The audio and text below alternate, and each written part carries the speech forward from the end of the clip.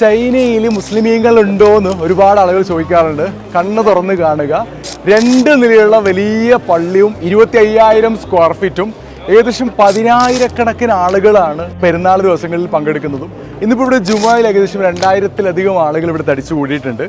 വലിയൊരു പള്ളിയും ചുറ്റുപാടും ഏകദേശം 6 ഏക്കറിൽ പരന്നു കിടക്കുന്ന പറമ്പൊക്കെ ഇവിടെ ചൈനയിലുണ്ട്. അപ്പോൾ ചൈനയിൽ മുസ്ലിമുകളുണ്ട്, അതേപോലെ ഇവിടെ മക്ബറയുണ്ട്. സഅദ് ഇബ്നു അബീ വഖാസ് റളിയല്ലാഹു അൻഹു എന്ന് പറയുന്ന ഒരു സ്വഹാബിയുടെ മക്ബറയും കൂടി ഇവിടെ തന്നെയുണ്ട്. അത് അശ്റത്തുൽ മുബശ്ശിരീങ്ങളിൽ പെട്ട സ്വഹാബിയല്ല, ആ കാലഘട്ടത്തിൽ ഉണ്ടായ വേറൊരു സ്വഹാബിയാണ്. ഏതായാലും അതിൻ്റെ വീഡിയോ ഡീറ്റെയിൽ ആയിട്ട് വരുന്നുണ്ട്.